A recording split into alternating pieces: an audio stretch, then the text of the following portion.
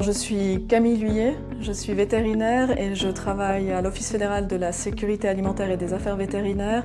Je suis collaboratrice scientifique et notamment en charge du projet pour la lutte à l'échelle nationale du piétin et pour la gestion de crise pour les épizooties hautement contagieuses. Ce qui a influencé mon choix de carrière, c'est vraiment Moustique, donc pas l'insecte, mais le premier chat qu'on a eu dans notre famille. Alors la spécialité que j'avais choisie, c'était vraiment d'avoir un cabinet vétérinaire pour les petits animaux, donc pour les chats et les chiens. C'était vraiment ma passion de départ. Après les études, j'ai fait un MD-PhD en recherche pure, donc j'ai vraiment travaillé avec des pipettes, des cellules et le sujet c'était de la dermatologie moléculaire.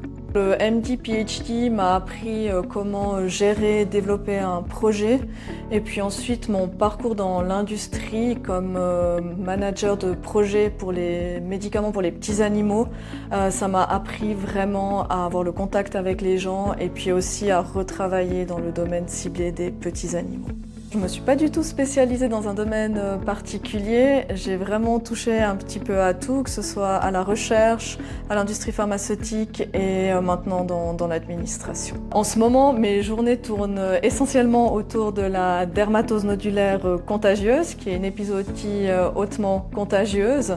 Donc l'idée c'est de coordonner avec les cantons, d'organiser la vaccination obligatoire avec mes collègues et puis surtout de réagir aux imprévus, ce qui est souvent le cas avec des épizooties de ce genre. Alors on travaille beaucoup en équipe parce qu'on a des thèmes qui touchent vraiment différents domaines comme le côté international, le côté juridique et puis bien sûr aussi le côté scientifique. Ce que j'aime le plus dans mon métier, c'est vraiment de me battre pour quelque chose auquel je crois, donc le bien-être animal et puis tout ce qui touche la santé, donc protection des animaux et de pouvoir les aider quel que soit le travail que je fais. Boire un café, c'est ma routine matinale et c'est super important pour que je puisse me mettre en route. Ce qui peut être éprouvant dans ma vie professionnelle, c'est vraiment le côté imprévu des épizooties hautement contagieuses et puis on doit toujours réagir rapidement et ça peut engendrer des fois de la pression. Mon cas le plus beau, je dirais, ça a été pendant mes gardes au Tierspital de Zurich où j'ai vraiment pu soutenir de A à Z, je me rappelle encore un chat roux qui avait des problèmes rénaux et j'ai eu l'impression d'être là pour lui et de l'aider et c'est vraiment des souvenirs qui sont très beaux, même si c'était dur pendant les gardes. Un des grands défis que j'ai rencontrés dans ma carrière professionnelle, c'était vraiment de naviguer entre différents centres d'intérêt comme la recherche, ensuite de nouveau l'industrie pharmaceutique et puis l'administration. Et je suis quand même restée focusée chaque fois sur le bien-être des animaux qui était la partie la plus importante du travail à chaque fois. Le projet que j'ai mis en place pour la lutte à l'échelle nationale, c'était un des gros succès de ma carrière professionnelle.